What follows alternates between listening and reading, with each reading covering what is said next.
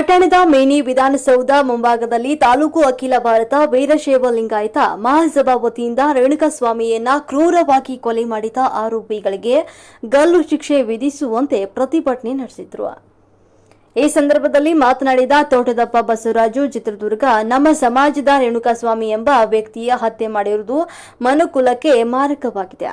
ಈ ಪ್ರಕರಣಕ್ಕೆ ಮೂಲ ಕಾರಣರಾದ ನಟ ದರ್ಶನ್ ಮತ್ತು ಅವರ ಸಹಚರರಿಗೆ ತಕ್ಕ ಶಿಕ್ಷೆಯನ್ನು ಕೊಟ್ಟು ಮೃತರ ಕುಟುಂಬಕ್ಕೆ ಸೂಕ್ತವಾದಂತಹ ನ್ಯಾಯ ಕೊಡಬೇಕು ಅಂತ ಸರ್ಕಾರಕ್ಕೆ ಮನವಿಯನ್ನು ಸಲ್ಲಿಸಿದ್ರು. ಮುಂದುವರೆದು ಮಾತನಾಡಿದ ಅವರು, ಪೊಲೀಸ್ ಇಲಾಖೆಯವರು ಈ ಪ್ರಕರಣವನ್ನ ಗಂಭೀರವಾಗಿ ಪರಿಗಣಿಸಿ ಅಪರಾಧಿಗಳು ಎಷ್ಟೇ ಪ್ರಭಾವಿಗಳಾಗಿದ್ರೂ ಕೂಡ ಯಾವುದೇ ಒತ್ತಡಕ್ಕೆ ಮಣಿಯದೆ ಆರೋಪಿಸ್ತರನ್ನ ರಕ್ಷಿಸದೆ ಸೂಕ್ತ ಕ್ರಮ ಜರುಗಿಸಿ ಕೊಲೆ ಮಾಡಿದ ಆರೋಪಿಗಳಿಗೆ ಗಲ್ಲು ಶಿಕ್ಷೆ ವಿಧಿಸಬೇಕು ಅಂತ ಹೇಳಿದ್ರು.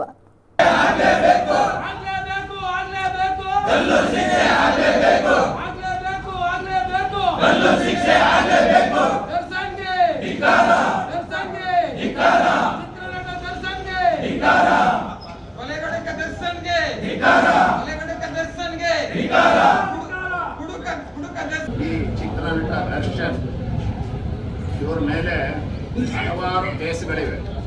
ಇದು ಅಷ್ಟೇನಲ್ಲ, ಬಹುಶಃ ಇವತ್ತು CCTV ಅಂತ ತಾಂತ್ರಿಕ ತಂತ್ರಜ್ಞಾನ ನಮಗೆ ಅಥವಾ ಪೊಲೀಸರಿಗೆ ಆಗಲಿ ಪೊಲೀಸ್ ಇಲಾಖೆಗೆ ಆಗಲಿ ಇವತ್ತಿದ್ದವಾಗಿದ್ದರೆ ಬಹುಶಃ ಈ ನರರೂಪಿ ರಾಕ್ಷಸರು ಇವತ್ತು ಇದರಿಂದ ಪಾರಾಗ್ತಾ ಇದ್ರು.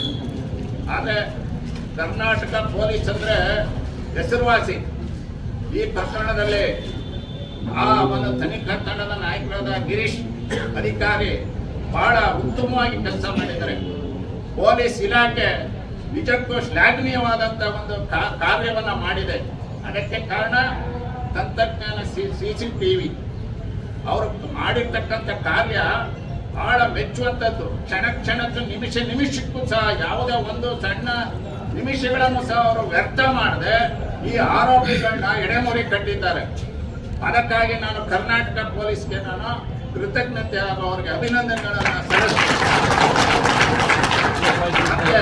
ಏನು ಈ ದರ್ಶನ್ ಅಂತಕ್ಕಂಥ ಒಬ್ಬ ನರರೂಪಿ ರಾಕ್ಷಸ ಬರ್ಬರವಾಗಿ ಒಬ್ಬ ಮನುಷ್ಯ ಅಂತಂದ್ರೆ ಏನು, ಮನುಷ್ಯನನ್ನು ಈ ರೀತಿ ಒಂದು ಬರ್ಬರವಾಗಿ ಯಾರು ಸಹ ಅದನ್ನು ನೋಡಿದ್ರೆ ಭೀಕರ, ಅಷ್ಟೊಂದು ರೀತಿಯಲ್ಲಿ ಅವರು ಅಮಾನುಷವಾಗಿ ಬಂದಿರತಕ್ಕಂಥ ಈ ನರರೂಪಿ ರಾಕ್ಷಸಗಳಿಗೆ ಯಾವುದೇ IPC ಸೆಕ್ಷನ್ ನಲ್ಲಿ ಶ್ರೀನಿವಾಸ್ ಅವರು ಚಿತ್ರರಂಗದಲ್ಲಿ ವಿಲನ್ ಪಾತ್ರವನ್ನು ಮಾಡ್ತಾ ಇದ್ರು. ಆದ್ರೆ ಅವರು ನಿಜ ಜೀವನದಲ್ಲಿ ಹೀರೋ ಆಗಿ ಬದುಕಿದ್ರು. ಆದ್ರೆ ಈ ದುಷ್ಟ ದರ್ಶನ್ ಹೀರೋ ಪಾತ್ರ ಮಾಡ್ತಾನೆ, ಈ ಬಾಸ್ ಗ್ಯಾಂಗ್ ಅಂತ ಕಟ್ಕೊತಾನೆ. ಎಲ್ಲ ಮಾಡ್ತಕ್ಕಂಥದ್ದೆಲ್ಲ ಅತ್ಯಂತ ಹೀನವಾದಂತ ನಿಜವಾದಂತ ವಿಲನ್ ಅಂದ್ರೆ ಈ ದರ್ಶನ್. ಹೀಗೆ ಗಲ್ಲು ಶಿಕ್ಷಣೆ ಆಗ್ಬೇಕು ಅಂತ ಹೇಳ್ತಾ ನನ್ನ ಮಾತನ್ನ ಮುಗಿಸ್ತೀನಿ.